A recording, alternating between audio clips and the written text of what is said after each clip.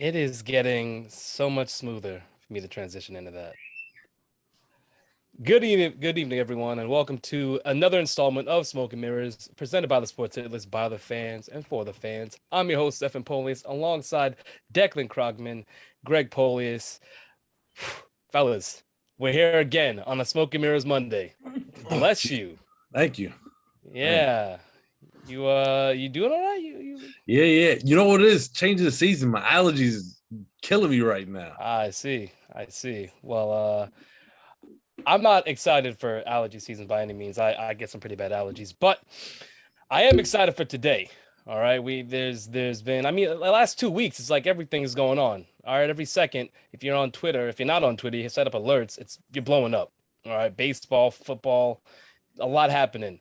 All right. So we're gonna get into that. But before that, we're gonna talk to the fellas here. How y'all doing? Deck, the hair. It's growing. Yeah. We're gonna let it grow out. Listen, it's a battle that I go back and forth on like every 5 days. So maybe twice every day, if we're being honest. So I'm not sure where we're going. I'm either going to cut it or grow it out. We'll see. I got a little bit shaped up, but happy to be back. Not really happy to be back at school. Happy to be back here, of course, on this Monday. Nice. Greg, how about yourself? I'm doing well. Baseball season is here. So, that's exciting. Spring training doing this damn thing. Yeah, definitely. I'm getting my spring training updates on my phone, so that's definitely new. I appreciate that. Yeah, I was gonna say I was trying to catch up on games. So later at night I got the MLB app, so I go on there, check out the spring training games. I got to see David Peterson get rocked the other day. Back in the 23 again too. So yeah. old numbers, same ways. Pretty much. For myself, I'm doing pretty good. This week is my birthday week. It's you fun. Preempted it. I was gonna shout you out at the end of the show. I'm sorry. I just got out in front of it. That's not an end of the show level shout out. I was gonna make it its own thing, and he kind of just stole my thunder. You could still make it a thing. I didn't take it from you. I'm making sure that I said it for myself because I'm a whole adult. But spicy. Hey, a little spicy. You know how it is though on Mondays. Yes, birthday week. It's one of those times where it's super exciting, super fun, but also stressful. I'm planning it myself and I'm trying to make sure all the pieces come together. But I'm excited to turn another year. Yay. To get an old. I feel like it was just his birthday last year already. That went fast because we were on the air for that. Yes. Wow. Time does really go fast. It's back when we were doing Fridays, but now it's just Smoking Mirror Mondays. Right. Condense it. But let's get into it, all right? We're going to start here with the NFL free agency. Then we're going to move on to MLB. And, I was trying to think where to start. It's like, which free agent kind of pickup or trade signing that we should mention? And, I think there's none other bigger than Deshaun Watson finally getting moved. Something that what's that face, Greg? I thought you said now talking MLB. Did I hear that wrong? Did you heard that wrong? Okay. We're gonna start with NFL, then we're gonna go to MLB. Oh, okay. My apologies. Yeah, it's your allergies. I know your ears are like. Yeah. Is it his allergies or was he just hanging out with Snoop? Like, come on, Greg. I see the implications there. But like I was saying, Deshaun Watson traded to the Browns. All right. So the Texans received a 2022, 2023, and a 2024 first round pick. There's a 2023 third round pick and a 2024 fourth round pick.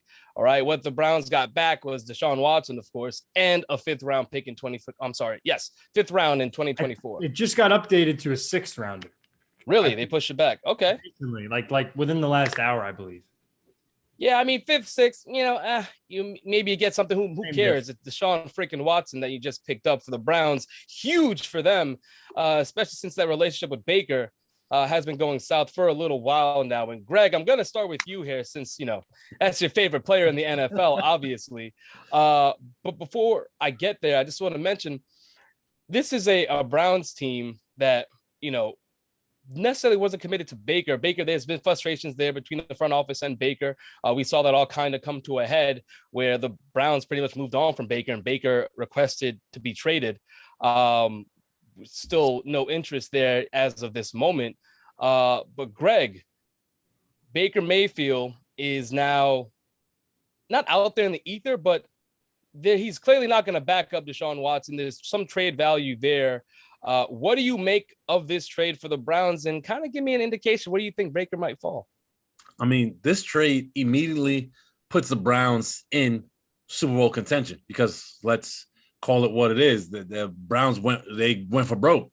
You know, they had a top 10 caliber defense. There was only one thing really holding them back. They had a top 5 rushing offense, but what was the bugaboo in the offense? It was Baker Mayfield. If you gave, I don't know, any average quarterback that core that he had on offense, and they performed the way that he did, we would be talking about them as one of the worst quarterbacks in the league. It would be along the lines of calling him Sam Darnold with the Jets, et cetera, because he was given everything he needed to succeed with that offense, and he didn't. As far as where I think Baker is going to end up, I think Baker is going to end up being the most expensive backup in the league, because I don't think there's a market for him. I don't. And it goes exactly back to what I just said. Teams are probably looking at, hey, can this guy help me as a starter? Look at what he had, and what did he do? Nothing. In a division he could have won with that talent. He didn't. They didn't even make the playoffs, if I'm correct. That's this year, yeah. This year. Yeah. And let me just close out real quick. I know he's making 19. I think he's set to make $19 million. You guys could correct me if I'm wrong. But the only team every team that needed a quarterback, he wasn't even a thought. He was an afterthought. And the one team that's open to it, Seattle, is in a super rebuild mode. I don't even think they care to even want to trade any more pieces to get him back. So I think even with Jacoby Brissett in there, I think Baker ends up being the number 2 behind Watson and just riding it out until he's in free agency next year. Now, I thought something interesting you said there, which is there's no team that could use Baker. And I would be curious, you take Trubisky over Baker, but I'm going to let you kind of stall on that real quick, because Pittsburgh, as far as like that situation. Deck, what are your thoughts on this trade? I think so. The Deshaun Watson trade, of course, it was fantastic for the Browns, even though you had to give up. I mean, you knew the market. You had to give up 3 threes, most likely.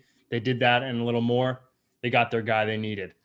So a great trade from the Cleveland perspective. As far as Mayfield goes, I think that there's a small market that could work. And I look at a team like Seattle. You could pair him with a big physical receiver like DK Metcalf that he's never had in his career.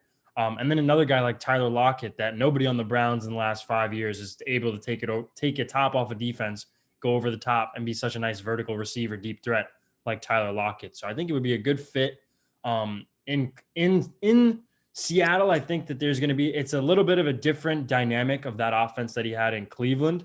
I think that would be something that potentially they'd kick the tires. Remember, it's not like it's got to be a lot of capital. They just want a day 2 pick back for him. So to give up a 3rd rounder for Baker Mayfield, I mean, I think you'd be foolish not to kick the tires on that. I don't care what anybody says.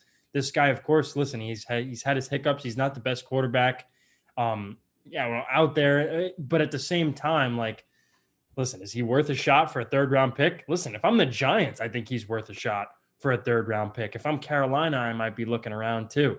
So listen, I mean, obviously Carolina is a team that needs a QB. They missed out on Deshaun Watson. The Sam Darnold experiment, the Cam Newton experiment, all failed. Yeah. None of it works. And that's a team that you might want to restart there. And even like, guys, like just because you trade for Baker Mayfield doesn't mean that you're going to now have to commit to building a franchise around him. You could trade for him. And listen, everyone thought the Colts were going to build around Carson Wentz, and they didn't. They got rid of him after a year. You can trade for him, a guy who is probably worse than Wentz definitely worse than Wentz when he was traded. That's a guy you can really just plug in for a year and get rid of. You can use him as a stopgap too. So I think there's some teams that can have a market for him. Yeah, I even felt like before, the Matt Ryan trade, which, we'll get into, uh, the Colts, even the Falcons after, And losing and I after could they traded Matt Ryan, like those are teams that I could see Baker fitting into, or at least kicking the tires, like you said.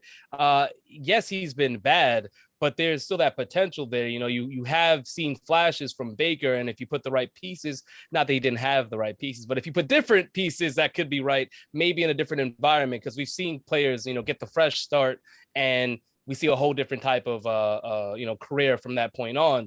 So there's a potential for that. I just, Greg dropped out, everyone, but I wanted to reapproach him on that, because I find it a little hard to believe that he thinks Baker has no place to go and that the Browns should hold on to him. It seems like a waste of a potential pick. Well, I also think that, guys, we got to remember, like, in today's NFL, everybody is really, it's not quite the NBA yet, because the NBA is a player run league. We'll call it what it is. But there's guys, if you want to get moved, like at a certain point, they do move you, and especially the Browns have nothing to gain from keeping him. So I don't see him backing up Watson. I don't think he would even report, honestly, because at this point, if I'm him, I'd want to get out of town anyway. And listen, any day that you can kind of get out of Cleveland, like, I don't blame him to want to get out of there, but we'll see. Greg, glad to have you back. Yeah.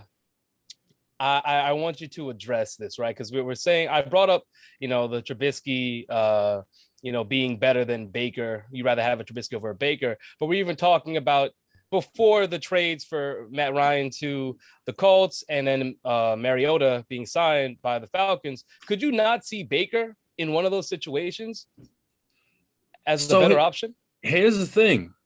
I couldn't until I couldn't. There was a market for him until there wasn't. So I wouldn't, if Baker was traded to Atlanta or the Saints, I wouldn't have been surprised, because you would think, right, that, hey, this guy started the last couple of years, he's going to land somewhere, somebody's going to trade for him. But the reason I came on and said I don't think there's a market for him is exactly because of what you just asked me. When was the last time Marcus Mariota started a game? Was it with Oakland? I mean, okay, I shouldn't say start. He came in. Yeah, it was with Tennessee in 2018. And this guy found a team. This guy found a team like 3 seconds after Matt Ryan was traded. Matt Ryan this is the corpse of Matt Ryan we're talking about. And the Colts went to get him instead of Baker Mayfield. All of this writing is on the wall for Baker Mayfield that teams don't want him. They're literally going after guys who haven't started in however many years, and a guy who is clearly on the last leg of his career before a former number one pick a few years ago. Again, this all comes down to one thing. Baker's just not that guy. Here's the thing, though, is that, first of all, I think it's so dumb that the Falcons did sign Mariota. Number one, because at this point, and listen, it's no hate, no disrespect to Marcus Mariota, not a starting quarterback in the NFL. At this point, I really don't believe that. I think he could be a potential stopgap if that's what they're looking to do. If they want to bring in and draft a quarterback, then I think it does work to sign Mariota. I don't think he's a better option. It's definitely a stopgap, because look, it's a full rebuild. Look at what they're doing. Yeah, I mean, and I think that goes to show you that the chances are, the reason why you would bring in a guy like Mariota and a guy like, as opposed to a guy like Mayfield, is probably, if you're going to bring in a young kid, you want a guy like Mariota that's been around. Mayfield has that little, he's got like a douchiness to him, and he's going to bring that edge to the team. And that's not really a guy you're going to want to surround a young quarterback with, because Baker's going to come in and really try to be the franchise guy, even though we can sit here and say he's not that guy. Naturally, that's the attitude that everyone comes in with, but that's the attitude with, he's going to have 2 chips on his shoulder, and that's not really a good environment for a young QB. So that's probably why they went with Mariota instead. It goes back to Steph's original question. Is there a market for him? And that's why I said no. I think there's a small market for him, just because there's still teams out there that have quarterback uncertainty. I don't think that Drew Lock is going to be QB1 come August. I don't think they're going to go into camp with him there in Seattle. Whether they draft a guy like Malik Willis, a Matt Corral, Kenny Pickett, which I think would be a mistake, you might want to go after Mayfield and potentially wait until next year in the draft. I liked your Giants take. even like trying to kick the tires on a Mariota. If you're talking about DJ, where all the fandom, I should say, most of the fandom's ready to move on from DJ, and Mariota's still a young guy. Again, the potential, he gets traded there. Yeah, he's a backup until DJ, ends up sucking, which we expect. And then Mariota. Then Baker comes in, and there's the opportunity. I don't know if he does as well in this market, though. I just can't imagine a player like him playing well in the bright lights in New York. Or like it's one of those things he would either flop or do really well. There was no in between. But the whole Mariota thing to the Giants was a decent idea. That went out the window the second they signed Tyrod Taylor, because that's going to be the guy that they're either going to have backup DJ, potentially win the job in a Teddy Bridgewater, Drew Lock situation. Same number too. Really just like you would have that kind of play out that way, or you would sit him behind. But I mean, hey, the Mayfield thing is interesting because if anything is going to get a quarterback going that you think doesn't have much hope left, like in DJ, it's going to be an arrogant dude like Baker Mayfield to come in there and try to act like this is his team. Listen, that's something that would rev up Daniel Jones and potentially get him to start throwing the football a little bit better. But I know it's not, listen, it sucks because we haven't had a good line since 2012, but doing some stuff in free agency. So hopefully this rebuild can get off the ground. I like this scenario for Tyrod Taylor just because, in the last few situations, he's been the starter that's been replaced. Now he's coming in as a second guy. Maybe, DJ sucks. He comes in and he stays healthy and he's successful. Who knows? But it's a better situation than he has had in the past with young guys behind him ready to just, take his place upon injury or what, the poor performance, whatever it might be. A lot better situation for a Tyrod Taylor in this case. I want to move on though. I want to get into Matt Ryan. We kind of touched on it a little bit. Greg, I'll start with you. Where do you think? So we're talking about a Matt Ryan on a Colts team that has an amazing O-line, a great running back, the best, if not one of the best, in the game right now in JT, and weapons on the outside with Pittman. What do you make of this trade, and how do you see Matt Ryan performing after leaving the Falcons, going into a situation like this? I think it's the perfect situation for a quarterback on the back end of his career. He doesn't have to come in here and essentially be the guy. This is, I would call, a top 5 defense. I think they were number 1 in creating turnovers last year. So he has a complete team around him. He just has to not turn the ball over. That's pretty much it. And I think, and especially in that division, it's not exactly going to be a hard division to win. So I think the Colts, they did well. Granted, Steph, you and I have come on the show and said Matt Ryan did not look good last year, and he didn't. Awful. Booty cheeks. He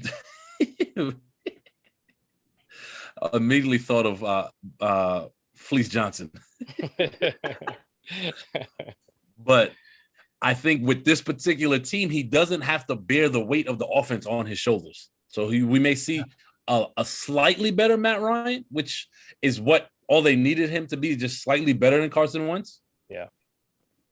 Yeah, I believe in the move for number one. First of all, to get Washington to pay all of Wentz's salary, for you to then proceed to trade a 3rd-round pick for Matt Ryan to kick the tires on him. That's a great move. Listen, this is a guy that right now, while Matt Ryan has fallen off in his last couple of years in Atlanta, a guy that we could see old quarterbacks wind up going to the playoffs. We saw it. Listen, he is absolutely, positively better than Phillip Rivers was 2 years ago when they went to the playoffs. And, that energy could really get this team potentially some playoff wins and hopefully go on a run. We were talking about this team as a Super Bowl contending team just week 17 of 18 weeks of the season until they lost to Jacksonville. They got the running back. They got the offensive line. We all saw what it changed. It changed Andrew Luck's career, even though they ruined it already. And listen, they have a great defense too. And I can only imagine what Greg is laughing about right now. Yo, shout out to our comment section. They're hilarious. We got Andres Rivas, and shout out to I'm sorry, I'm drawing a blank, but Steph will pick you up. But shout out to his show coming on tomorrow at 4 p.m. Sports Mania. Oh, yeah. You're talking Sports Mania with Andres. Yeah, but he said Baker will do a fabulous job working at Home Depot next season. Well, listen, maybe he'll get a job with Progressive since he's in so many commercials. Now he's got to move out. He's got to move out. He's not living there anymore. So. And Peter said his line was his whole team was trash. His line was horrific, and his best receiver was out gambling. Hard to judge. Yeah, it is fair. Yeah. I agree. It is fair. I want to transition really quickly because I don't know how the time is flying. By the way, it is. It's because Baker's pretty much just a time suck. He's a suck of a lot of stuff, but apparently he's also a time suck as well. But I want to move on to a team that made a move that I wasn't necessarily predicting, but a certain person in the hit list streets did predict. And this is a man that stands by his team regardless when everything on paper, every statistic, every person around him says that they're not what they are. He still believes, and true fan for that. That'd be none other than Manny, the Manny with the hoodie. All right, the one half of Fan Zone is here to talk about the Oakland Raiders acquiring Davante Adams. Excuse me, sir. First off, it's the Las Vegas Raiders. I'm sorry. You're right. Sorry. Good evening, gentlemen. Las and Vegas. Everybody watching. Hey, hold on. Can you put your phone down a little bit so I can see the emblem a little bit better? There you go. Nice. Sir. Coming in looking pretty drippy today. It shouldn't be too hard for Manny to fit his whole top half in the frame. I'm just saying. Oh, wow. First off, last time I saw you, my hands was right there next to your jaw. Mama Polius, do not watch the rest of what I'm about to say. I don't know. It might be time to log off. But hey, okay, so Manny, we have Davante Adams traded from the Packers to I almost said Oakland, to Las Vegas for a first rounder and a second rounder. And then you have Las Vegas signing him for a 5-year, $142.5 million deal. All right, has an AAV of $28.5 million. Blew out the rest of the wide receivers. I think the next class was like Amari Cooper, Godwin, and Mike Williams at about 20. Doesn't D-Hop make 27? Is it? I guess in the most recent pool. In the most recent. Oh, okay, got you. In this current free agency. All right, cool. You're right. You know what you're doing. You're right. Yeah. My bad. But Manny, if I'm not mistaken, a little while back you did mention that your Raiders should go for Davante Adams. I don't know if that was live or if that was in the chat. I spoke it into existence. My name is Manny the Prophet now. That's how I'm going about right now. How can you be a prophet? Wait. I got to challenge this. How can you be a prophet if you predict everybody to go to your team? And your percentage is like 17% of the amount of people if you I'm actually not, right. Hold on, Greg. First off, don't be rude. I'm a guest. All I have to say is what happened the previous football season? Because correct me if I'm wrong, I stated that the Raiders were making the playoffs. Everybody laughed at me and mocked me. And then what happened? I came on this show, on the live, and shut every single one of you up as well as the viewers watching. So that's one. Two, I said Davante Adams was going to come because both him and Derek Carr have spoken when they've been in the Pro Bowl that they've been wanting to play together for a long time. Now the fact that this whole fiasco with Aaron Rodgers during the season, the offseason and everything, that literally just helped it even more. So the fact that this man has chose Derek Carr as his QB over Aaron Rodgers tells you a lot. And I was correct. A lot of you mocked me in the chat. And I stated this in the chat. But all I got to say is the expectations are still up there. There's no excuse for Derek Carr now. Mariota's gone. You know, they had Mariota just as a backup just in case he got hurt with the injuries because we do know Derek Carr does have back injuries. And he's probably going to have that going into this season. But my expectations are still the same. Playoffs and more. That's all I see. You get Davante Adams. Obviously, I'm still waiting on the news for Stephon Gilmore to come to the Raiders. I believe they made an offer, according to the forums I was reading up on for the past week, and still nothing. So if that tells me something, that pretty much shows that he might go somewhere else. Hopefully not in the AFC West. Because have you noticed that everybody's trying to stack up now? It's an arms race in the AFC West. It's not to beat y'all. Oh, it definitely is to beat us. I mean, I looked at it as, man, Oakland is about to get smoked, and they got Devontae Adams. And I'm like, damn, I'm gonna need you to stop saying Oakland, sir. I'm sorry. It's just like stuck in my head. Like Las Vegas don't feel right. Honestly, if I'm being true to myself and you being true to yourself, y'all need to go back to Oakland because everything in Las Vegas has been a mess. like I'm trying to speak that into existence. You went and got Devontae Adams. I'm trying to get y'all back to Oakland because y'all need it. Because Devontae Adams about to catch a case. That's what's about to happen this season. You remember the history of the Raiders years ago for like, I believe 2-3 decades. Wide receivers go there to kill their career. I believe because there have been Randy Moss, the perfect example right there. What happened a couple years ago how was Jerry Rice? Jerry Rice did not kill his career with the Raiders. What are you talking about? I mean, Jerry Rice was like 50 years old doing work, and he was still exactly right. Still but that's where he came to, towards the end. I mean, he had Tim Brown and everything, but he was still putting up numbers. He didn't put anything up when he went to the Seahawks. That's true. Now, the thing is, this whole new regime, I've said this to you guys, I'm still hesitant on this whole new, bringing expatriate coaches and stuff like that. I'm still hesitant on it. I'm not hyped, but my expectations are high now as a fan because it's getting to the point. A couple years ago, we got Antonio Brown. What happened? We're going Hard Knocks. This man comes from he came on a hot air balloon, to make his grand entrance. And then you know what happened there. He burned his feet, right? Caused a bunch of issues and everything like that. And all of a sudden, I got the mascot right here. My man, Sancocho. Oh, no. Raider Nation. Anyways.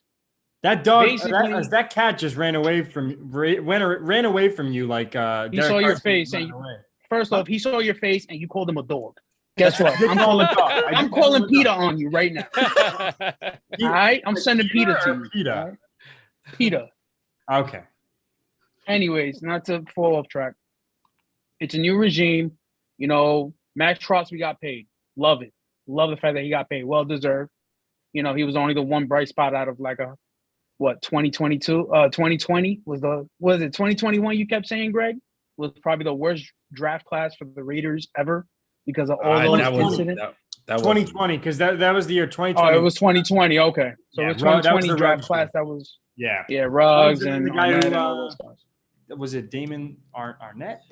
Damon Arnett. Yeah. So it was 2020. My bad. I believe I didn't say it was the worst draft class in terms of talent. I said in terms of staying out of prison. Oh, forget it. It just went really badly because none of their first rounders on their team anymore. But also, you had John Gruden as your coach. Yeah, he's not there either. Another time. Let's get to this. I really want to know this, Manny. I'll start with you. And I believe I know the answer, but I need to hear it from you. You got a postseason berth for your Oakland Raiders? I'm sorry, Las Vegas Raiders. I know you live stuff.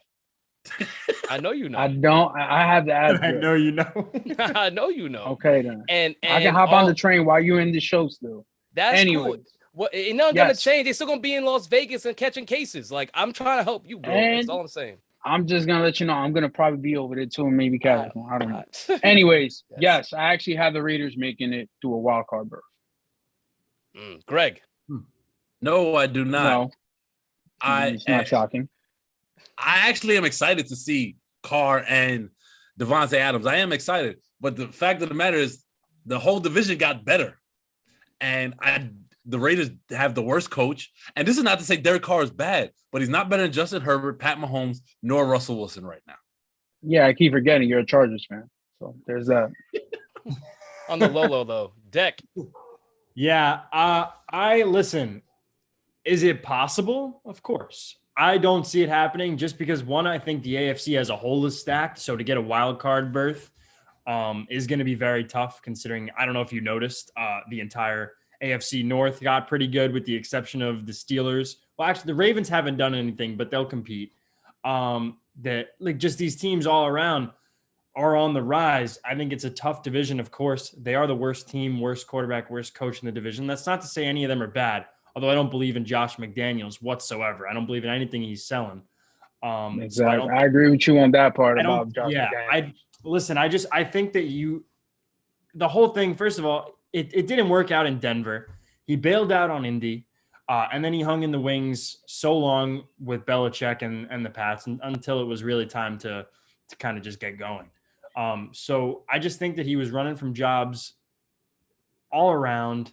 It's not a great fit to bring him in there because I think that after what you saw last year off the field, you need a guy that's going to be a leader of men, a guy that you're going to get behind, believe in, and kind of not just from a football standpoint, but from a personal standpoint, kind of gravitate to. I've never seen him as that guy when he was in New England, and I've never seen him as that guy when he was a head coach elsewhere. Yeah, I just Greg, you're muted. You want to say something real quick? Nah, I just said Saki Steph. What do you think? Oh, okay. I was gonna say I'm about to complete the trifecta because I don't see it happening, my guy. And Manny, before you it's not. I don't expect it. I know you don't. Before you make any faces, all right, bring your cat back on here. All right. I want to say if history does repeat itself, we could be back here talking about, oh man, I can't believe Las Vegas made it to the playoffs again. Because we all thought this on the show before. They didn't have a chance and they made it. But damn it, is the AFC stacked, specifically that division. And while you got better, adding Devontae Adams is just not enough for me to really see them competing. It's like they went from getting needs a tweak. It does. It does. Yeah, I think they can still compete though. It's not really a knock on them. Any given Sunday. I think it's any given Sunday. But when you look at it on paper, like they just don't stack up. And I could see the Raiders winning 10, 11 games and not making the playoffs.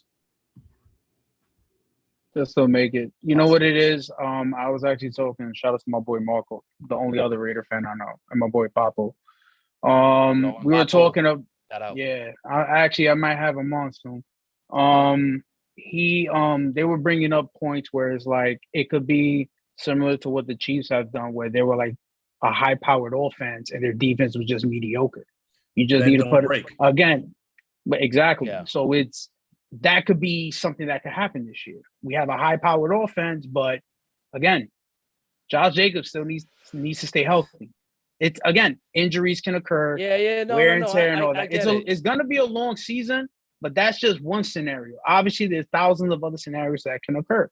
But from what I see, it's getting to the point where it's like this is a make or break year for Carr. Like literally, like we got your guy from college. I have faith in him. I've had faith in him. You know, of course, obviously, we have in the chats spoken about like, oh, well, if you can get Aaron Rodgers and get rid of Carr, would you do it? I'm like, of course I would have. Who wouldn't? But Carr's my guy, and I got to stick with him. I was with him when he was 0-11 with the Raiders his rookie year. I got to be with him regardless. So that's my QB, that's fair. And I'm just gonna stick with him no matter what and be biased as hell. Because I'll tell you this right now. I'll tell you this right now. Nobody in the sports hit list wants the Raiders in the playoffs next year, and I'm gonna enjoy it. I'm not gonna be mad. No. You know why, Greg? Because of me. That's really it. Let's be honest here. Nobody hated on the Raiders until I came into the picture. As the only Raiders fan. It's not like an issue you have with the Wednesday show with the on-the-court host. This goes with every single person in the sports hillary. This is not coming at any shows. I'm tired of that. That's neither here or there. Shout out to High Velocity coming soon. But all I got to say is appreciate you gentlemen having me on, and I'm looking forward to baseball season in the next couple weeks. Yes, sir. You'll get a Yankees playoff berth. Yeah, I don't know about that. You should know about that. Listen, we're gonna get a Chuck rant soon. When we get to baseball, we could talk about that. Them Yankees. You smiling too much for what's been going on or what hasn't been going on. No, I listen. For the Yankees. Yeah, we'll get to it. Hey, Manny, always a pleasure having you on here. Thank you for making time. Everybody, y'all make sure to check out Fan Zone tomorrow. All right, Mike and Manny for the Fan Zone, 7 p.m. Tuesdays. Also, one more thing I forgot to say before I go. Andres, if you're watching, Barcelona smoked Real Madrid 4-0. Hold that L. I'll see you tomorrow. Hands of the week, Andres. Clearly it's happening. Smoking mirrors first. Did we just get hands of the week handed out on our show? Yeah, it was a prelude. It was unofficial. It's like he was finalizing the deal. The deal's on the goal line, if you will. Yes. I want to move along with these next ones pretty quickly. So we're just gonna, bring it up. Give me your opinion real quick because we need to get to baseball. All right. Yes. That is where we want to be. Allen Robinson signed with the Rams on a 3-year deal for $45 million. Now Robert Woods has he's no longer a Ram, going on to the Titans for a 6th-round pick. But where do you see this Rams team now adding an Allen Robinson coming off a bad year, a down year? Greg, I see you smiling. And Odell Beckham, who ACL tear, but in the wind a little bit. Where do you see this team now, Greg? Are you looking at a repeat still? I mean, I still say playoffs, but it's back in the Super Bowl with this new wide receiver course. March 21st, 2022. Clip this right here. The Rams will be back in the Super Bowl. All right. Especially given the exodus of quarterbacks to the AFC. I think, yeah. So, listen, we haven't seen a team repeat since Tom Brady in like his 2nd year in the league. So it's hard to get back there. I think there's parity in the league, even though the NFC is not nearly as stacked as the AFC. Could they get back there? Of course. They're one of the best teams in football. Coming off a championship. You're going to be one of the favorites. But I think that it's not going to be their year next year. And I don't think that it's one where I think they're going to miss it by much or something like that. I just think it's really just so hard to repeat, and that there are some other teams out there that can fill voids, fill gaps. They have filled gaps and can come out there and punch them in the mouth. I think the Bucs are one of them.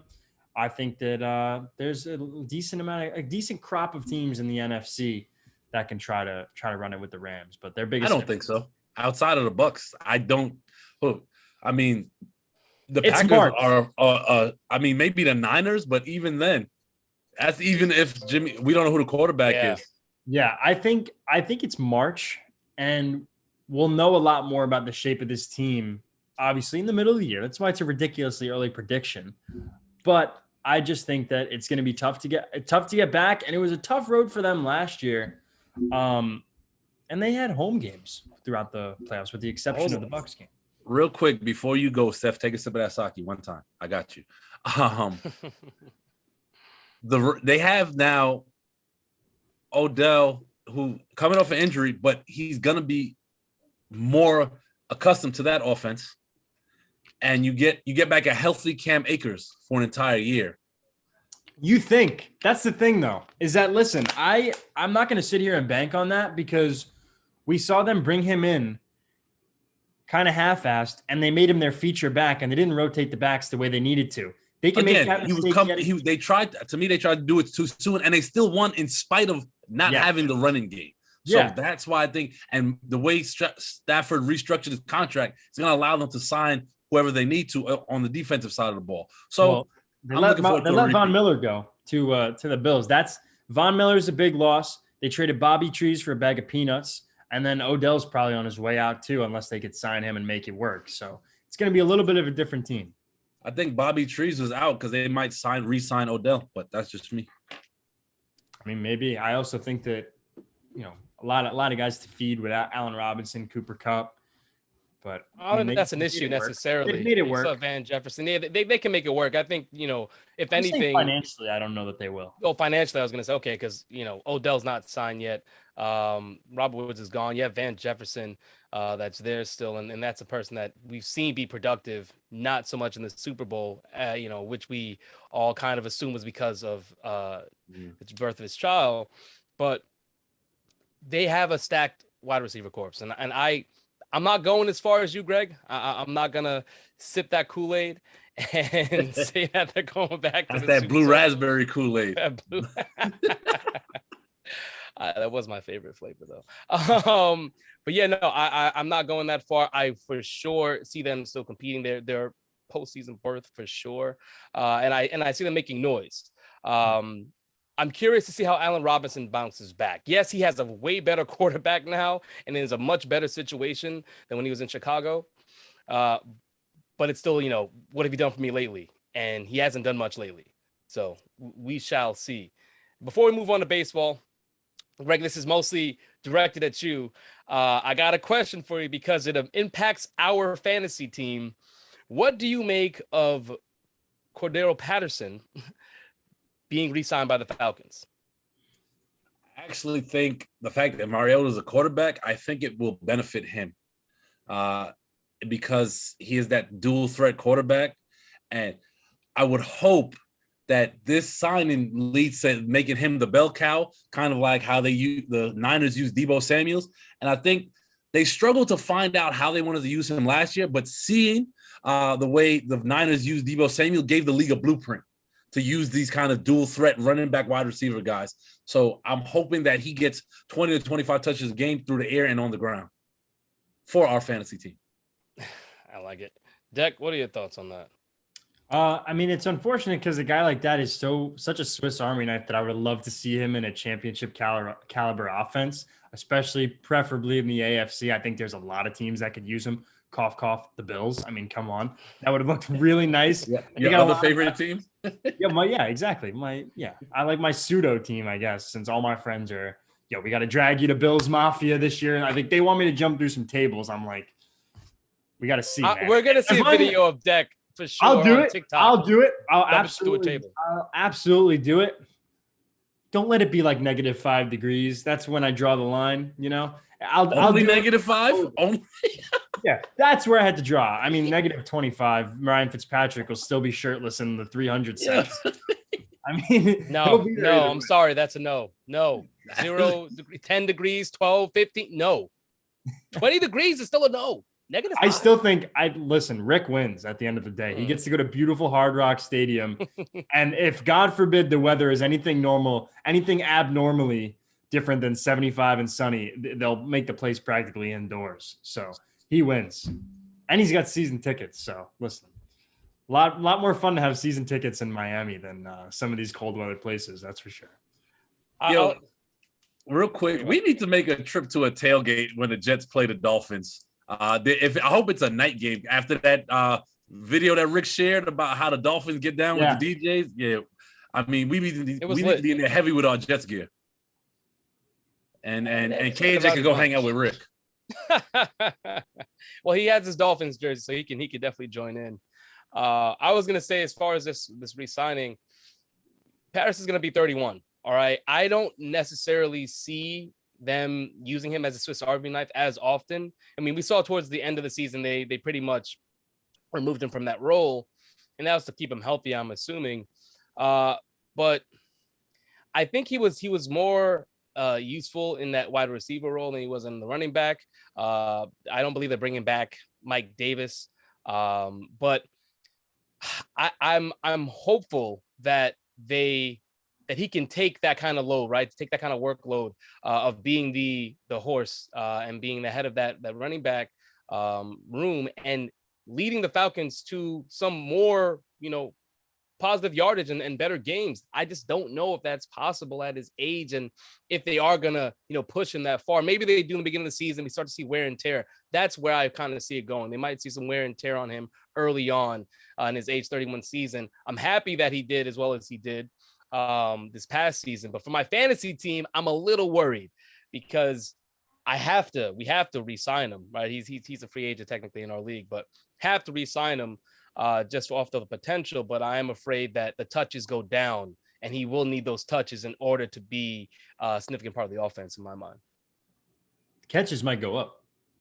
Hopefully the catches go up. I like them splitting him wide. I think he was very successful in that offense. Still have to see how, Mariota, jives with that offense, but we'll see. Greg, you keep going in and out. I'm assuming there's something going on in your space, and that's cool. Whatever. It's not a big deal, but we're going to transition to baseball finally, because we need to talk about it. Like I said, it's craziness in the NFL, craziness in the MLB. Yeah. And as always, when we talk baseball, we got to bring in our insider to help you guys understand some of the moves that might not be there on the Twitterverse or on your ESPNs. Our guy Akon is here to share with us his thoughts. My friend, you already know what time it is. You got to hit that. Always. There you go. Now on, we got to have like an Akon sound effect. You know how Akon at the beginning of Akon? Yeah, you got to have that sound right as it comes in. We'll work on something. We'll have the department work on that. Yes. But sir, how are you doing, man? How's everything? I'm good, boys. I'm good. I'm enjoying this nice weather we got for these couple of days, but doing well. Yeah. What about you guys? Good. I don't know if you were listening earlier, but it's the B-Day week for me, so I got that little B-Day glow going. I don't know if I can see Yes, it. sir. But yeah, no, we're in good spirits. I would say most of us. Now, Deck looks like he's in good spirits, but the first player we're going to talk about for this free agency is Trevor Story. One amongst a plethora of shortstops who went off the market before the Yankees really had and I shouldn't say before, but the Yankees did not have a chance, at least from our understanding on the outside, at Trevor Story. Now he's signed with the Red Sox on a 6-year, $140 million deal, includes the opt-out in the 4th year, and it can't be negated if they decide to exercise a 7th-year club option, which would up his contract to $160 million. So he's making some good bank. Going to play second base now, never played it at the major league level, but that's a stack infield. He's not moving Xander Bogaerts off a shortstop. Even if you believe that, Trevor Story is the better shortstop, it's not going to happen. But this is a stacked middle infield now. And Khan, I want to ask you here, what do you know necessarily that led to the Red Sox maybe over the Yankees? Is there any inklings that maybe we didn't see in again on Twitterverse or just in the media as to why this happened? Yeah, so from what I know, the Yankees did want him. Let's be honest. Cashman loves him. He's loved him since 2 years ago when he tried to trade for him. The issue was the years. He got 6 years with an option for 7. Nobody else was giving those years. From what I know, the Yankees offered a front-loaded 3 or 4 year deal, but nobody was giving him 6 or 7. The Red Sox decided to pony up and go that route. Main reason, I think, from what I've heard, is the Red Sox are expecting Xander to opt out after this year. He's got that opt out, so I think they're planning for a Xander opt out. And Story's not only a great player, but he's also their insurance plan if Xander leaves. Obviously, defensive metrics look terrible for Xander in comparison, but you're not going to move the face of the franchise, especially a guy that they're hoping to keep long term. But it's a good backup plan. Story, a lot of people worry about his road splits. Fenway actually plays really well into his offense, so you shouldn't see the crazy, difference in stats. But the Yankees were in on the shortstop market. A lot of people think they weren't because they didn't land any of them, but they were firmly in the market even after getting IKF. Deck, actually, now Deck, I wanted you to be a little bit more upset about not having Story because obviously Correa is gone, and we're going to talk about that. But why is it that your disposition is that of okay, let's see what the Yankees do instead of damn it, the Yankees aren't doing what they need to do and being pissed off? Explain to us why that is. Yeah, no, it's not that really. It's as far as the entire free agency. Yeah, am I frustrated? Yes. But as far as Trevor Story in particular, he wasn't a better fit than Corey Seager or Carlos Correa to the Yankees as far as I'm concerned. Hence why Khan said the industry thought was, last summer that Correa or Seager was going to wind up. Or did you say Trevor Story or Seager was going to wind up a Yankee? I had Seager and Story above Correa. Right. Okay, yeah. So my thing personally is I just don't think he's a good fit in New York. Number one, defensively as a shortstop, he's had the injuries, and it's kind of hit the fan a little bit. Listen, there's arm talks. That's why he's headed towards second base and not going to oust Xander potentially from the shortstop position despite the defensive metrics. Trevor Story was a guy who was throwing mid-90s across the diamond when he came up. Now, after some elbow injuries, he's throwing mid-80s. I think that's a big difference, mid to high 80s. I think he can hopefully get it up to high 80s. I'm not sure. I was hearing mid-80s. But I just think it's a lot of money. There's a reason nobody else besides the Red Sox were offering that extra year. I was surprised that he went for 23 for 6. I'm glad the Yankees didn't spend that kind of money to get him, especially when they got prospects waiting in the wings. And IKF now is kind of like your stopgap potentially, and you can maybe move him off if you want to continue to have IKF playing great defense for you, which I think the Yankees will. But I just think it's a lot of money for a guy who hit 251 last year, 24 homers while playing for the Rockies. It's not the first time he's had a season like that. He hit 239 in 2017. Led the league in strikeouts, and again hit 24 home runs. So after two good years and then a good COVID year, really he regressed in his contract year. So I think it's about a question mark of how he's going to wind up fitting into that offense. And I think also, guys, just from a standpoint of like new guy, new team, everything like that, new city, Boston's a tough city to play in, coming off of Colorado, where you obviously it's easier to hit in Colorado. But I agree with you, Con. I think that his hitting does play well into Fenway's dimensions. But I think you combo the new city for in the first year, new position, big contract, all coming off a bad year. I don't love the look of Trevor Story in Boston at this point. This season, really, I think in the end it's a risky deal, and I'm kind of glad the Yankees shied away from him. But I wish they made other moves. Con, do you also agree? I wasn't sure if that's what you were kind of getting at as far as Story's production up in Boston. Yeah, so Story does have a medical issue. His elbow didn't check out clean. It kind of reminds me of Didi, where that last his elbow was barky in New York and ended up needing Tommy John. But Story's medical isn't clean regarding his elbow. That's 100% confirmed. Multiple teams have said it. The Red Sox won't, but other teams have said it. In regards to his production, he is at his ceiling, he's an MVP candidate. At his floor, it's an ugly stat line. Let's be honest. There's a lot of swing and miss. There's a lot of, trying to jerk the ball out to left field, where in Fenway it could work because of, the monster there, but he's very boomer bust. His floor isn't as high as Red Sox fans are thinking. His ceiling is super high because he's freakishly talented, but his floor is iffy. I think it's a good fit because he doesn't have to be their guy, but I could see him struggling mightily in the first half of the season. Yeah, I would just like to say to Andres telling me to cope with the Yankees not getting Trevor Story, why don't you cope to what Andrew Kahn just said? Because that would make me sob if I was a Red Sox fan right now. Oof.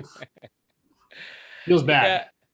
Yeah, I think also is just as far as playing to the field, right? Like I do see Story, or rather the protection in the lineup compared to being in Colorado. Like he just has a better lineup around him. And we've seen players time and time again benefit from that. And I think Story will just in the pit selection that's going to be thrown at him. So I do see a boost. I don't see him being, the floor. I think it's somewhere in the middle. He has the potential to hit the ceiling, but he's going to be somewhere in the middle, and that offense is just too potent for him not to be. The elbow injuries issue is an issue for the defense. Offensively, I think he'll be fine. And yes, it's a tough environment. Deck, to your point, going from Colorado to a Boston. But I think those guys give him a chance just because of how excited they are about having him. And if he comes off cold, the first month, we could probably see, Red Sox Nation giving him some crap. But I just believe that. But when it's all said and done, when we're looking back at this season, Trevor Story is going to be above that floor, personally. I do want to make one point regarding the Yankees, though. The amount of pressure that now gets put on Volpe's plate is huge. Think about what they've passed up on, right? Because Volpe is the guy. Seager, Correa, Story, possibly making a trade. The pressure for him to come up and perform is massive. It's one of the most pressured, prospects coming up that we've seen in a long time in pinstripes. What? Sorry, Greg, you have some? Yeah, I actually said I think by passing on all these guys, they actually did Volpe a disservice because Volpe hasn't even played Double-A yet. So we don't even know if he can hack it against elite pitching. Could be a bust. So, I hear that. That 3-year contract with the opt-out to Correa, that could have still played because to me, Volpe's still at least 2 to 3 years away. Yeah, in Yankee fans' heads, Volpe's coming up this year. That's not happening. Not even close. Peraza is closer than Volpe. Yeah. Like you said, he hasn't played in Double-A. We haven't seen him really, against elite pitching. You've seen him against some good young prospects, of course, but he's got to hit in Double-A. A lot of teams, Double-A is where they have their best pitching because Triple-A is kind of subtle guys. But he's not as close as Yankee fans think. And like to your point about Correa's contract was one of the biggest win-wins of this offseason. It was I 100% agree. Uh, I was just gonna say he's no O'Neal Cruz, for the Pirates. Stud hit his second home run in spring training. I have him in a dynasty league, and I was so high on him just because he kind of grades out like Aaron Judge, raw power wise, but he's was he 6'7", 6'8", playing short. Which I know they kind of see him out in right field potentially, but they're keeping him at short so far in spring training, and he's been serviceable, but the power numbers are just massive. Yeah, that homer he hit today was incredible. He's one of I think only 10 players to hit a homer of over 117 miles an hour exit velo last year. Did you see the excuse me home run swing he had? Yeah, the other day. He's a freak. He's a freak. Animal. I'm sorry, I got off track. I just got excited. We're talking about shortstops. I'm like, Con, you touched on something that I think a lot of fans aren't really aware of, and that's AA in comparison to AAA. The majority of teams' top talent plays in AA. That's where a lot of the talent in the minor leagues is. If you guys have a prospect in your organization that you're highly touted, how he does at AAA doesn't really matter as much as how he does at AA. So that's something to look out for as well, especially Yankee fans for Volpe. Yeah, in recent years, you've kind of seen the trend go from rookie ball, single A, they get their feet wet. AA is where they really spend the most of their time and the most important time. And then AAA is a quick cup of coffee before they're up. Yeah. Sometimes you see guys skip AAA. Yeah, a lot of times. Yeah. Con, I want to stay with the Yankees here, and I just want to talk about the focus that they have now because Cashman's come out and said they're going to focus on pitching. They've been connected to the A's for Frankie Montez and Sean Mania as far as pitchers that they're looking to acquire. What do you make of the transition to let's get focused on pitching, because this is a team that the knock on them has been their starting pitching is weak, right? They've had great bullpens for years now, but they've lacked in starting pitching. And whether it's a Montez or a Mania can be great additions. What do you make of this refocusing for the Yankees? Is this the right move for them? Yes. So like you said, the Yankees bullpen's always been their strong suit. They actually led the MLB in team ERA last year. People forget that and just dump on their pitching as a whole. Their pitching's not bad. It lacks some depth, of course. You've got Cole, who's a horse at the front. You know what Monty is. If Sevy is what he showed yesterday, that's your number two. He was pumping 99 with ease yesterday. Obviously, health is an issue. Luis Gil, he has to prove he's not a flash in the pan, of course, but they're actively on the market. The A's pitchers the reason why they haven't moved yet is they cost a ton.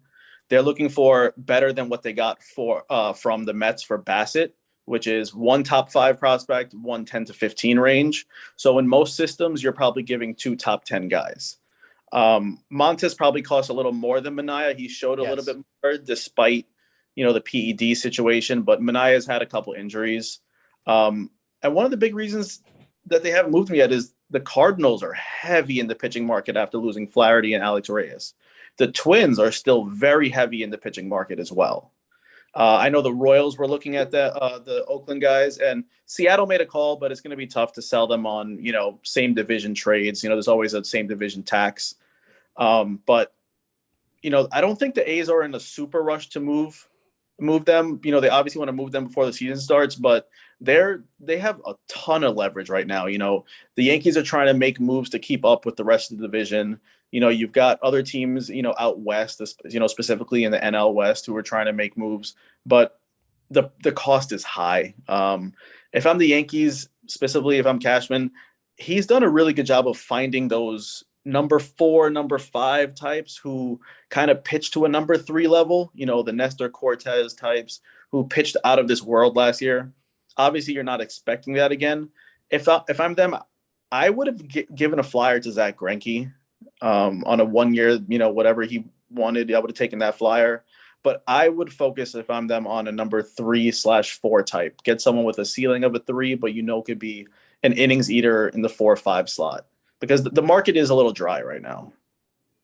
Yeah. My question to you, Con, is obviously with the whole Correa money, there's a complicated contract. He has the opt-out after the first year and then the second year. The thought that everyone is kind of saying in, Yankees Twitter, the army of 15-year-olds are really upset right now. saying that, wow, Correa could have just came here and been the stopgap and this all would have worked out. From my understanding and from at least what you've told us, the Yankees weren't looking for him in the deal that they were potentially offering, and if they were, talking to him, it wasn't this 1 to 3 year hiatus type deal, which would have worked in hindsight. Of course, it's 2020, but did you see that ever even being on the table for them? The crazy part is I didn't hear anyone talk about this 3-year deal with fully opt-outs. Nobody had that anywhere to my knowledge. I scoured all the big reporters, the smaller beat reporters. Nobody had the Twins giving this pillow type deal. From everything I heard, like the Orioles confirmed that they offered over $300 million. The Astros said they couldn't get up to his, AAV price. The Yankees were offering more than 3 years. He turned down a lot of quote unquote real money for the high AAV in short term. Maldonado kind of said it on Twitter a bit, where he was like, he thinks that he's going to play 1 year and opt out again and, see where it goes from there. But that deal came out of nowhere, as much as the Chris Bryant deal came out of. But that was a win-win. The Twins got their guy. They spent a ton of money. They appeased the fans. And Correa, it's a pillow deal. Correa can put his head on his pillow, see how he feels a year there. If he kills it and the Twins do well, who I think that division is more up for grabs than people think. I think the Twins kind of said, hey, test it out for a year, see if you like it. He's got incredibly good numbers at that stadium as is. But there was nobody I saw who was offering him under 5 years. The Orioles literally came out and said they probably offered him the biggest deal of anybody. Yeah. Wow. Well, Deck, I do like that Correa question. I wanted to get into that a little bit as far as that acquisition goes. But before we even touch on that, we have a mainstay in the comments. This is a guy that loves to throw his jabs, gives us the statistics from time to time. And, he's one of the hosts of Sports Mania. And that is Mr. Numbers himself. Andres once has come on to, I don't know if it's to defend or it's to talk smack. Andres, you got to let us know, because I'm really curious. What brought you onto Smoke and Mirrors for your debut? I should say debut. You've been on here you've been on here before, all right? Yeah. But it's good to have you back. Now you're officially, you have a show. Oh, Boston. I see. Of all the Red Sox jerseys, you go with the piss-colored uniforms. Oh my god! It's an honor to be here right now. Just want to shout out to all 3 members of the Three-Headed Snake for inviting me for the second time, actually. Yes. Listen, man. There you go. Yankee fans last year, they were talking about they're going to win 162 games. They were going to turn water into wine. Garrett Cole was going to win Cy Young.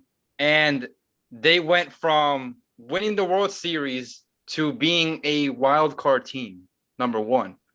Number 2, they didn't even beat the Red Sox, who didn't have Chris Sale, as Declan just mentioned.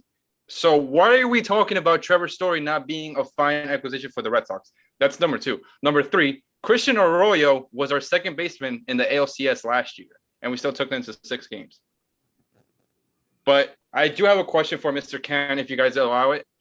So, Andrew, pleasure to meet you. I have a quick question. If you were an Astros fan, right, and you saw the deal that Correa got, he has an opt-out after the first year, have to opt out after the second year. Obviously, Correa is a top 10 player in baseball. Would it be worth stressing out every single year the opt-out? First, pleasure to meet you, Red Sox Nation. I respect it. I respect it, especially if you're in New York. You make some great points. To go back before, I think Story is a good acquisition. I do love the fit, especially for the need. If I'm a Houston fan, though, I'm livid. Correa, the guy did everything for them. Starting from the day he got drafted, Rookie of the Year, World Series, MVP candidate, played hurt, was the heart of the city. I would have loved, if I was a Red Sox fan, I would have loved to see them offer that same type deal. Especially because, let's say he didn't enjoy being in Houston still, he could have just left next year. And that window for them is still wide open to win. They're easily a World Series contender if he stays there. Now there's a huge hole in that lineup. Alex Bregman's moving to short, who is a massive defensive downgrade. But if I'm a Houston fan, I am a little annoyed, especially because at the last hour, they were hyping up re-engaging talks with him. Maldonado was tweeting about it. Bregman was tweeting about it. Altuve was talking about it. It was the talk of camp. At one point, John Heyman labeled them the favorite. So if I was them, I would have thought about definitely offering him a similar type deal. Maybe not as much AAV because they have a lot of money on their plate right now, but they moved off Greinke. They don't have to pay some of these guys yet. Altuve is not making a ton of money. Their team is pretty young as is. Bregman is on a bargain as well. Yeah, Bregman and Altuve are on super team-friendly contracts. They let Springer walk. They have money to spend. I definitely, if I was Houston, I would have entertained that again. But another thing is, I personally think, in my non-biased opinion, I still think Houston is the favorite out in the AL. Because, I know you said Bregman's a short, but the other thing is you're going to have Bregman, Jeremy Pena, Altuve, Gurriel. Gurriel is batting 7th in the lineup, and he was the batting champion. You have Maldonado, who's got one of the best arms. Then you got Michael Brantley. You got Kyle Tucker, who's young, and he was like a 5-win player last year. And you got Jordan Alvarez, who in the ALCS was amazing. So, people that are counting out the Astros, what do you say to that? I think that would be crazy. You can't count out the Astros at all. Their team is still legitimately solid top to bottom. Trash cans or not, can't count them out. Their biggest issue is going to be the starting pitching. McCullers needs to stay healthy. They're going to need, their back end pitchers to step up. You don't know what Verlander is going to be coming off of Tommy John. And the bullpen's got to step up. It's going to be a year that kind of transcends the Astros history if we think about it, in the overall landscape. So I got a question. Now that we have, the Yankees Red Sox rivalry kind of on air live, I got to ask this. We see the Red Sox get Story. Is Gleyber getting moved, or is the middle infield IKF and Gleyber? Is that what we're looking at going into the season? Or are there any news on the Yankees front as far as trying to make another deal outside of starting pitching? So if I'm them, I wouldn't move Gleyber because 1, Rizzo's unvaxxed, and 2, there's talk that Josh Donaldson is unvaxxed. Aaron Judge has dodged the question left and right, so you kind of have to assume he's probably unvaxxed. So there's a lot of games there that need bodies to cover. They've already moved Voit for a very nice prospect, actually. So you're gonna. His arm didn't have the greatest ERA, but I like his arm. Yeah, it was his first taste of pro ball. I'm not too worried about him. I think he projects kind of like a Dylan Betances, where he was an elite starter as an amateur and transcends to the bullpen. But the Yankees need warm bodies. Simple as that. They signed Marwin Gonzalez today. Great for depth. He's a 4A player. Tim LaCastro, another 4A player you can shuttle. But they're going to need depth if this mandate doesn't go away. 80-something in home games where Rizzo and Donaldson can't play, you're going to need Gleyber. You're going to need DJ. You go up Canada and you don't have these guys, same thing. You're going to need bodies. I personally wouldn't move Gleyber. He's not in the Oakland plan. So Yankee fans would think he's going to Oakland for one of those stud pitchers. It's not happening. His arbitration figure is too high. I get it. Yes, Oakland's dumping money with Montes Mania, but they're not taking back Gleyber Torres. But I wouldn't move Gleyber. I'd put him at second base. His numbers offensively are drastically different when he plays second versus short. And let's be honest, Hicks, Stanton, or Judge, one of them's getting hurt. If not 2. It's not even a knock. It's not even like a knock on the Yankees, me trying to be, anti-Yankee, because I enjoy the Yankees, but it's just, it's going to happen. Someone's going to get hurt. And I would bet on Hicks game 3. I mean, and I'm not even kidding. We've seen this guy. We've seen Aaron Hicks start opening day, and 3 hours later, he's on the IL with an oblique, and you don't see him for 3 months. Yeah. Honestly, I just wish that they put Gallo out there, but Gallo's not going to give you 150 in the outfield, and especially in center field. It's just. Yeah, I mean, Gallo's superb defensively, but they're going to. He's got best arm in baseball, honestly. Yeah, Cashman goes up there. Best arm in baseball. Just his range, though, Gallo, for the size that he is, he could play a center field. I know last season we talked about, Aaron Judge potentially playing center or being a good defender. Gallo's a better defender on the outfield than Aaron Judge is, given their, similar big sizes. I mean, honestly, though, like Judge is still Judge is a great defender in right field. I don't love that. He wasn't good last year, but overall, yeah. I mean, that's because they were moving him to center. So I mean, now we're looking at it a little bit skewed. So it's different. But Eddie, cut the Brett Gardner talk out. We are sick of it. Please stop. Bro, why is it? Oh. He's talking to Eddie in the comments, everyone. He asking for Brett Gardner again? In center field, no less. Oh, my goodness. Bro. That's boy. We had Elijah Muhammad, a.k.a. Manny Tiny Hands Olivo, earlier in the comments say that he expects to see Jason Dominguez in a big league uni before Anthony Volpe. This in what universe? Is it this year? Did he say this year or just before? No, he just said in general. Okay. He just said in general. He sees Dominguez up before Volpe. MLB The Show comes out in 2 weeks, not today. Here's the thing. Dominguez looks like he looks like the goods. The kid looks legit. Like everything he does is freakish. He looks freakish. He doesn't have any playing time in the minors, really. He's got no resume yet, and also he's super raw, man. They don't even know if they're keeping him in center field yet. So it's not that I don't think he ends up in the majors before Volpe. So, Andrew, another question. Me personally, I'm a big guy of managers, right? And I don't mean to be biased, but obviously we have the best manager in the game. Looking at the Yankees 40-man roster, right? If Aaron Boone doesn't succeed with this team again, they're going to blame Boone. But who would you point the fingers at? Because Brian Cashman, he's building this team, right? But then every single year, the Yankees have how do you call that? Well, they have a scapegoat, right? So every single year, it's been Aaron Boone. What do you think the Yankees have to do this year for Aaron Boone to not get fired? Because they just extended him again. I don't understand why. But when is it time to blame Aaron Boone and when is it time to blame Brian Cashman? So teams that are heavily reliant on analytics, I think it's unfair to fully blame a manager. Because you're letting a lot of the computers and the metrics make the decisions which come from above the manager. Cashman he's building this roster. Boone's not building the roster. To me, a lot of times managers are the scapegoats and get unfairly blamed, but that's just the nature of the sport. It's always how it's going to be, unfortunately. And it is what it is. Cashman doesn't have much time left here, especially if they don't win soon. Same thing with Boone. I could see them going a different direction with both of them if they end up in fourth place, which in this division, 90 wins can be fourth place. So do you think the Blue Jays with Chapman are the favorite in the division?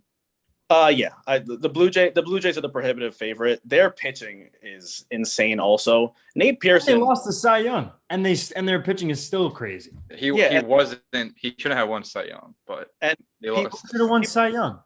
Garrett Cole? He shouldn't have won over Garrett Cole. No. I'm not biased, bro. I'm an objective fan. What can I say? Nate, sometimes. People aren't talking about let's add sometimes to that. But they're stacked, man. Don't get me wrong. I think Matt Chapman's a little overrated. I think that the hip injuries are going to catch up. His bat has declined for 4 years straight. So I don't think they added a superb bat that people think. No. I think people are thinking about Matt Chapman of 5 years ago. But his defense is still excellent. I don't think he ages well, but they're still the favorite. They hit the crap out of the ball. People, traveling to Canada takes a toll on teams, so they play better. They're going to play better at home. You're going to play against teams with lesser rosters because of the COVID restrictions. They could easily win 100 games, especially if their bullpen shapes up. And they're always a team that goes out and gets someone at the deadline anyways, and their farm is still stacked too. That's I don't love what I was going to say. People don't realize what they have coming up They got probably the best catching prospect in the game, in my opinion. Yeah. Over Adley? I was gonna say I don't know about I that. was about to say, yeah. Okay. I jumped out the window. Adley's Let me number one, rephrase. hands down. One of the best. All Yes. right. That's a fair statement. I agree with the Chapman stuff. Like, this is a guy who hit 210 last year in 151 games. Like, it wasn't even like he wasn't playing baseball like that. And even the year before, he hits 232. I know it's a COVID year, but then 249 the year before. So he really is declining. And if that's a move that, by the way, is taking them out of the running for Jose Ramirez, if that was actually going to happen, then that's a bad move in my opinion. They were going to play him at second base, though. Yeah, but still, you could play him at third base. Chapman's a premium defender. Don't get me wrong, but he's going to hit sixth probably. He's not going to. Yeah, but the Blue Jays were looking at J-Ram to play second base. That's what I was saying. Right, yeah, I'm saying J-Ram, moving the prospects for Chapman didn't stop them from J-Ram. It's just the price was too high. It just absurd. Exactly.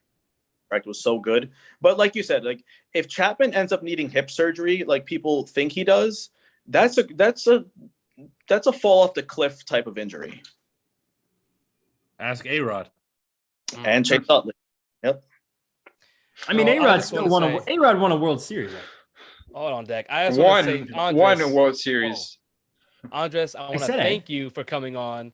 All right. Hey, listen, thank you for having me, bro. It means the world to me. Appreciate it. And I want to give you, we said it at the top or when you came in, but I want to give you a chance again to shout out your show. All right. Let the people know when they check you out. Yes, sir. So we got Sports Mania live every Wednesday live at 4 p.m. on the Sports Hit List. I might have a special guest this week. The special guest could be on this podcast right now. So I guess we'll have to find out and wait. We're 48 hours away, but guys, continue to stay safe and always show your loved ones that you love them. Mr. Can, always a pleasure to meet you. To the Polius brothers and Mr. Krogman, I appreciate you guys having me on. Stay safe. Same to you. Thank you for coming on, bro. Appreciate you. Yes.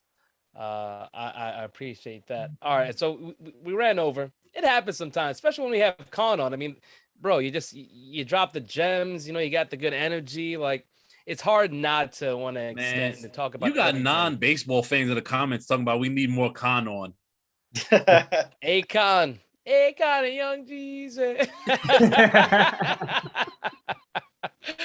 Well, bro, so you mentioned this earlier, and I want to touch on it before we move on.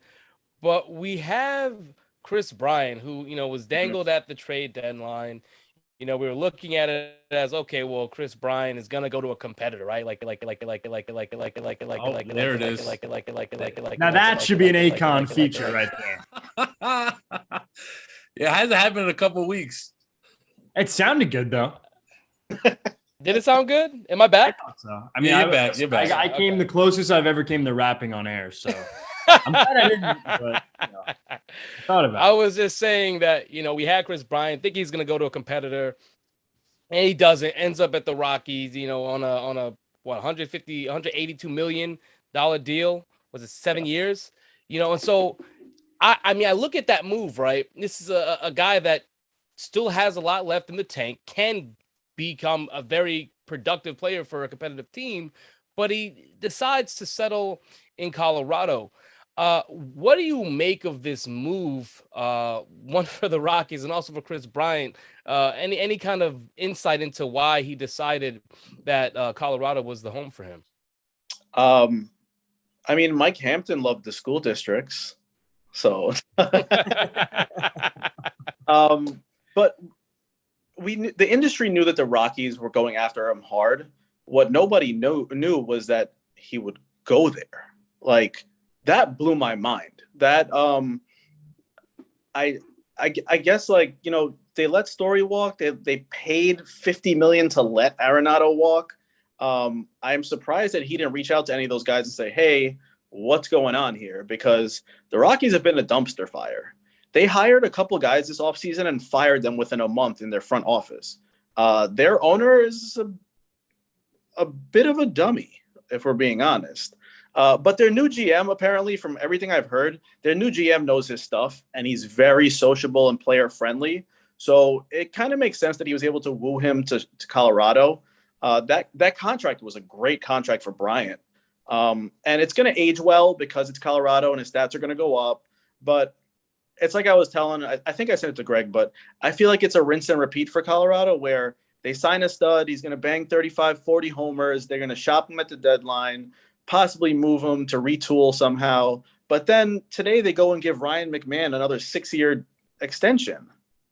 So it's kind of like they're in a weird purgatory. Like they could have moved John Gray and reloaded last year. They could have moved Story and loaded up, but it's a new GM. I'll give him the benefit of the doubt for now, but they still have that owner there who doesn't know what he's doing. I thought Bryant was going to go to Philly, man. I thought that was a lock. That shocked me. Thank God. No, Philly though they did. I'm not sitting here saying like, oh my God, Philly sucks. But imagine Chris Bryant in Philly. Yeah, I'm good. I'm good. I think he's going to go there and do really well. The pressure will be off of him. Yeah. He won't.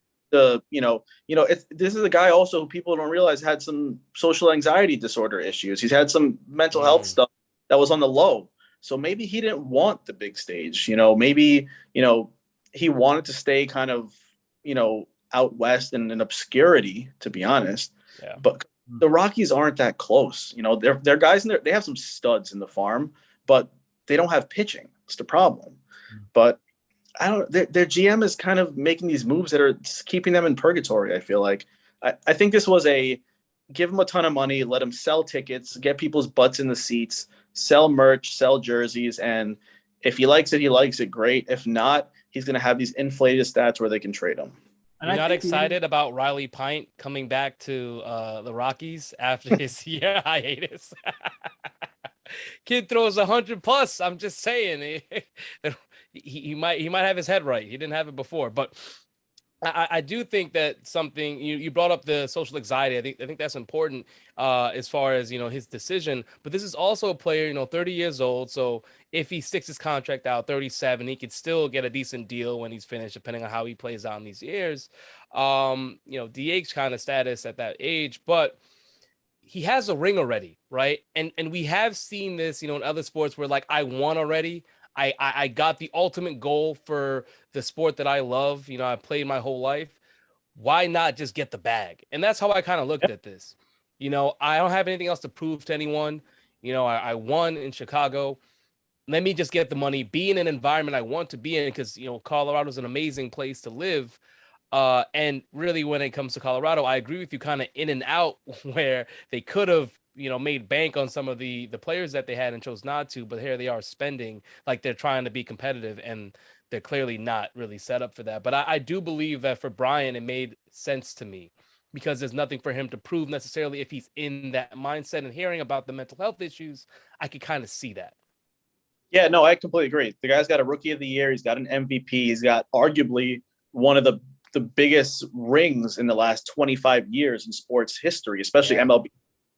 So he doesn't really have much left to prove. And, old school fans will say, oh, well, he should have gone to a winner, he should fight for a ring.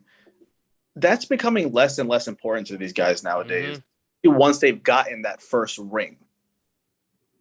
Especially in baseball where like you're not necessarily, unless you're really breaking down like who is the literal greatest player ever in the game's over a century-long history. It's really like baseball rings at the end of the day don't really help your Hall of Fame case so much as opposed to basketball and like quarterbacks and football. I think Steph, really, you both took the words out of my mouth. He's got the Rookie of the Year, the MVP. Like, let's pad our stats and try to get to the Hall is pretty much what he's thinking. And even though Colorado as an organization, we think it's, boring or it's, not well run, it's a nice city. And he'll get to watch Russell Wilson. So, have some fun. And they have one of the best mascots in the game. They do have a good mascot. Dinger is awesome. And it does not translate through MLB The Show, but Coors is beautiful. It is a nice park. Now, I want to allow Andres, who's back in the comments. He had a question for you, Con. He has multiple questions. And one more. He just wants to know, did the Phillies or the Mets have a better offseason? Oof. All right. That one is interesting because the Phillies bullpen is improved. That was one of their worst aspects in the last 5 years for them. They added Knebel, they added Familia, they have Sir Anthony Dominguez coming back. Their bullpen's improved, that's for sure. Their offense, Nick Castellanos at $20 million a year is a steal. Kyle Schwarber, what he does is a steal. But I believe I saw, aside, if you remove catcher from it, they have the worst defensive WAR in the MLB set up to start on opening day. Today, they made 4 errors in that game. I don't know if anyone was watching, but Rhys Hoskins dropped a fly ball. Schwarber made an error. There was an error in the third. They made 4 errors today in their first preseason game. That defense might be historically bad. Cincinnati Reds level bad, like last season? That type of bad. Wow. Off. Their pitching has some questions. Aaron Nola, as good as he was 2 years ago, last year he was an abomination. He should have been way better. He should have been a guy who was looking at the Cy Young type level. I had him as a Cy Young candidate. So did I. Zach Wheeler, people aren't talking about this enough. He has a barky shoulder. He might be out the first month. Oh, wow. He's not supposed to make opening day. Yeah, that's a big issue. Heard it here first on Smoking Mirrors. Ranger Suarez, let's be honest, he's not going to be number 3 again. Kyle Gibson is due for a massive regression. As good as he was last year, he's due for a regression. It's the same thing I felt about Bassett. Now looking at the Mets offseason, Marte, Canna, Escobar, Cano coming back from the Shadow Realm. And then you got Max Scherzer. Yeah. Had a great day today. Yeah, in the media as well. On face value, the Mets, I think, added more versatility to their lineup and to their. I mean, when you can add Max Scherzer, come on, like let's be honest, that's insane. Especially when you pair him with the DeGrom. And DeGrom people will say that the Mets bullpen is still lacking, which I do agree. I think they need a legit lefty, but there's 5 guys in their bullpen who hold lefties to sub 250 averages. If you have righties who can get lefties out, especially with this new 3-batter rule, the need for a lefty isn't as massive. Also, they signed Chasen Shreve, who I know Yankee fans hate, but his metrics are off the charts, especially against lefties. There's a ton of, if you look at his Fangraphs page, there's a ton of aspects to his game that are in the 90-plus percentile, and he holds lefties to a 212 average. He's going to make the team. I can almost guarantee that. He's a solid lefty. But I put the Mets at a slight edge. I think the Mets have a B-plus offseason, while the Phillies had a B offseason. That East is going to be a gauntlet again. My question would just be really offensively speaking. I personally would take the Phillies side of this. I'm curious how you think. Yes. Would you rather have oh, okay. So you'd rather have Schwarber and Castellanos as opposed to Marte, Canna, and Escobar? Absolutely, not even close. I agree. I'm on the same page here. But that's Scherzer, Bassett, that's a difference right there. That's the thing. It's such a difference pitching wise that it leans slightly to the Mets. And I do think the Mets added a lot of good versatility regarding on base, regarding some speed, and Marte, who he is getting older, but he had a phenomenal season last year stealing bases. He led the league in stolen bases last year. Yeah, I believe at one point he stole 31 straight without getting caught. Yeah, and he was bounced around. Was it last year or the year before? Memories. It was last year. We got traded. Last year because he ended up in Oakland last year to Miami. Yeah. And let's not underrate Eduardo Escobar. The dude rakes. He has one of the highest batting averages in the MLB against fastballs above 95 miles an hour. Which is where Dom Smith and a lot of the Mets suffered. Yeah. And also, I think a big thing that helps both the Phillies and the Mets, the DH. Both teams, they needed the DH. Do we see JD Davis or Dom Smith getting moved? Oof. So the big Ray Jarvis, I hope you're listening. Right, the big 3, right? We have McNeil, JD, and Dom Smith. Yeah. Everyone's talking about moving those. Some Mets fans in La La Land are saying move Cano. That's not getting moved. That contract is not getting moved. That's the reason. I think they're leaning towards keeping Dom Smith, from what I heard, because he played last year with a torn shoulder labrum that the media didn't know about. He got that fixed. If there had to be one guy to move, I think it's JD or McNeil. McNeil, I think, is prime for a bounce back candidate. And it seems like he squashed his beef with, Lindor and these guys. I think that's a little squashed. And I think he's kind of buying into the defensive shift and metrics, even though the shift is technically going away. JD is the guy you move, especially to the AL. McNeil, I think, holds the most value because people love the ability for him to bounce back. And I think they ride with Dom. You know, they have the DH spot. They can rotate guys. Much like the Yankees, the Mets always are riddled with injuries. Yeah. You know, they're going to need these guys throughout the season. I do think they should go grab a fourth outfielder. I would say Tommy Pham. He fits the lineup very well with his OBP. Michael Conforto come back? Maybe. Is that in the cards? So we'll drop some Conforto knowledge. I was talking about it yesterday with some guys. Conforto is in a possibly fall into the lap of Mets and Yankees type situation. The heaviest interest in him is the White Sox and Rangers from last I heard. But the Mets are monitoring that very closely, especially with Marte having the mini oblique issue. Mm-hmm. They are monitoring the Conforto market, but he's a Boris guy. He still wants above what the qualifying offer is. So he's still looking at $20 million a season. To me, with Castellanos only getting 20 and Story getting 23, he should not see that. But I think a 1-for-1 or a 1+1 or a 2+1 deal is where he's going to end up, unless the White Sox kind of go crazy or the Rangers go crazy. But you see the bounce back year for him? Yeah, I think he bounces back. I think depends on where he is. Yeah, I think he's a guy that he was playing for the contract. He was playing in New York. I think he was pressing a lot last year. Like it was tough to watch him swing through fastballs down the middle. I've never seen that from him. He looked uncomfortable at the plate. Yeah, I do think he bounces back. I just wouldn't commit $20 million to him. Now, you had mentioned before you squashed the beef with Francisco Lindor and others.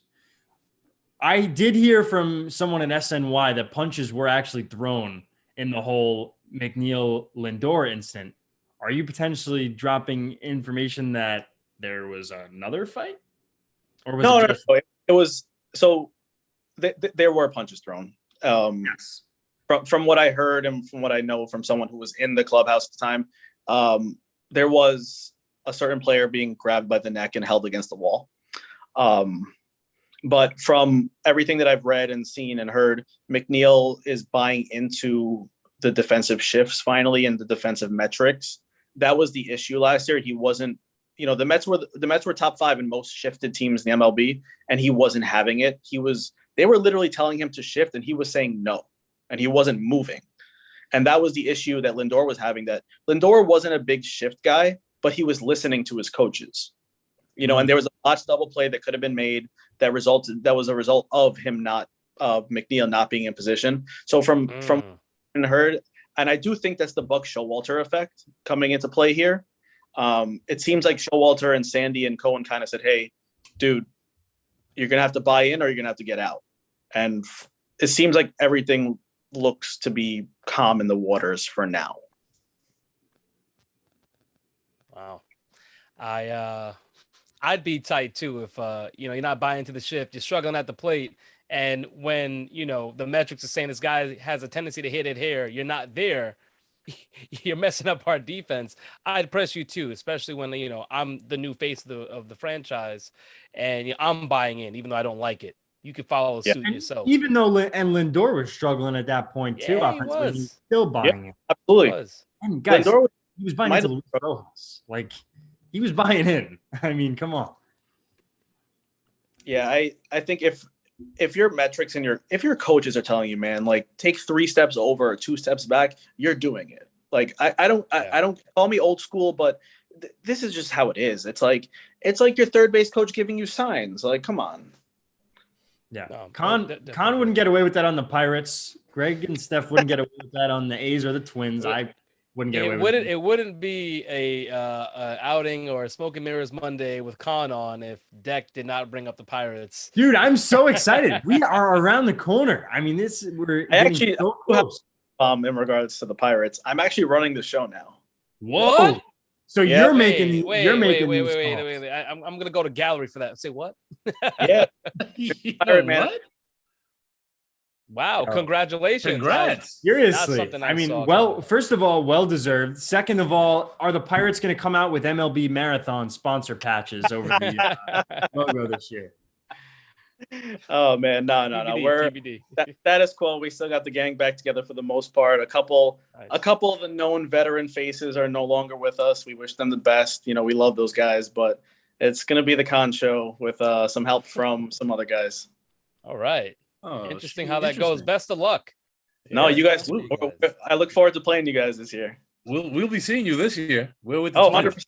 100%. We might have to live stream that on your channel with commentary from us.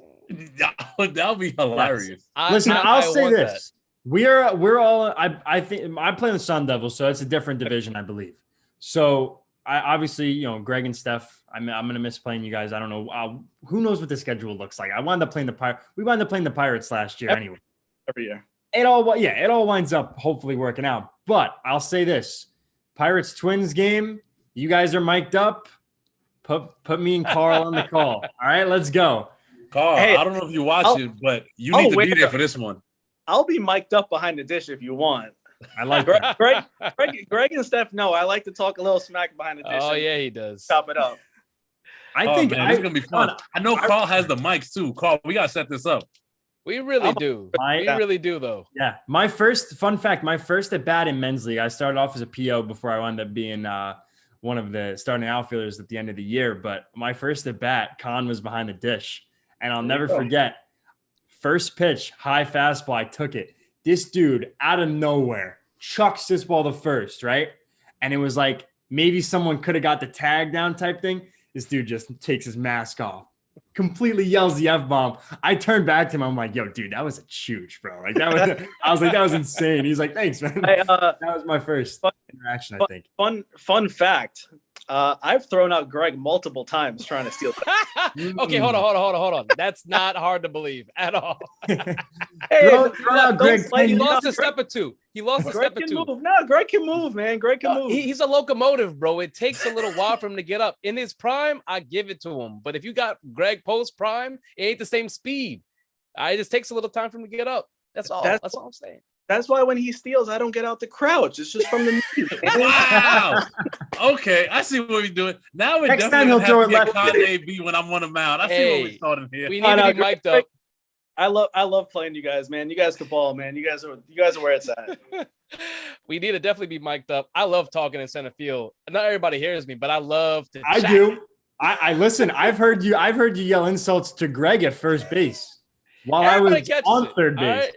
Steph Everybody is easily catches the funniest player on the baseball field at any level of baseball. Wow. Thank you, sir. I like to keep it entertaining. I have fun in center field. I need to keep active, keep focused. I like to get the guys into it. I get the other team out of it because of how much I talk sometimes. Yes. Greg will tell you. You guys all know. I'm the guy you love to play with, but hate playing against. Literally said this. Literally He's the Josh Johnson. Maybe I don't know. No, I'm not gonna do you like that, Con. You're hitting more than 247 in men's league. All right. Gentlemen, we do have to wrap it up. I love this talk, and we do, Carl, if you're listening, we need to mic that game up because I think that's going to be a lot of fun when the Twins play the Pirates. And you guys are the Twins this year? Yeah. Oh shit! All right. Didn't realize. Greg. Greg and Steph. If there's any opportunity to ring chase, they already won their ring too. That's the worst part. They'll be on the Pirates in 2 years. Wow. Right now. Wow. You know what it is? I'll say we are mercenaries right now. We're at a point where if you want to get a ring, you know which 3 people to call. I'm gonna keep it on. I'm gonna whisper, but this is if there's roster spots on the Pirates available. I'm just saying. Ooh, with that, I'm gonna end it there. Con, always a pleasure having you on here. Akon himself. Please shout yourself out. Let the people know where they can find you on Twitter under your own handle and MLB Marathon. Please, just I'll let you take it. Yep. So my personal Akon03, and as always, MLB Marathon. That's where it's at. I tweet out all day, nonstop, new news, source news. You can even shoot us a DM, and I'll shoot you some private intel if need be. But that's where you can find me. MLB Marathon on Twitter and Akon03 on Twitter. Y'all need to check him out. Y'all heard all the dimes he done dropped every time he's on here. I don't have to say it anymore. Y'all know what it is. All right. Our MLB insider. Thank you for coming on. Coming up, we have on Tuesday, tomorrow, Loyal to the E at 4 p.m. All right. For you wrestling fans out there, you need it. I mean, WWE wrestling fans. If you're AEW, I heard, there's a difference. I know that I need to make the distinction that E is for WWE, not AEW. Some people might confuse it. It's WWE. All right. So that's at 4 p.m. tomorrow. We also have on Tuesday as well, Chirp and Chat at 5:30, our hockey show. All right. Make sure you check that out if you're I got a lot to discuss. There's a lot of trades in hockey today. Yeah. That I didn't know, but Chirp and Chat tomorrow is about to be hot. All right, so I need to check that out. Also, Tuesday's packed. I mean, we got Monday to ourselves, but Tuesday's packed because at 7 p.m. you got the Fan Zone with Manny and Mike. And, they hold it down. They're really the anchor for Tuesday. We're the everything for Monday, but they're the anchor for Tuesday. I'll take that. Wednesday, we saw Andres on here, his co-part, Jordan, Fan Zone. I'm sorry, Fan Zone. Look at me. Sports Mania. Don't worry, I got it, bro. Calm down. It just happened. It's a brain fart. I'll help you out, my guy. 4 p.m. I got it, though. I'm back on track. Also, Wednesday, we got On the Court, 7 p.m. with Carl Coulonge, boss man himself. Wrapping up with AEW Injection at 10 p.m. Thursday, you already know what it is, the B Show with Deb. Y'all know to go check it out. Get a little bit of sports, get a little bit of pop culture. If you're into all those, drama shows or, the reality TV, it's not for me, but Deb will definitely cover it. So I'll check her out on Thursday, as well as the roster. All right, they have 2 episodes in. Make sure you go and check out Paul and Travis McKay, as well as Carl Coulonge. Again, Boss Man just has a lot of time, clearly. He just hosting everything. But that's on Thursday. So that's going to do it for us here at Smoke and Mirrors. Glad you stopped by on a Smoke and Mirrors Monday to spend it with us. Also, all right, Steph, you dropped this, King. Oh, look at you. Look at you. See, you did a good job, sweetheart. You make me cheese. Making me cheese. Thank you. I appreciate that. This week should be fun. It's a great way to start it. Love seeing all your faces on here. And for those at home that are watching us, thank you for tuning in. We appreciate it. Smoke and Mirrors presented by the Sports Hit List. I'm your host, Stephen Polius, alongside Declan Krogman, Greg Polius, our special guest, Akon. Y'all take care. Have a great week. We'll see you next week.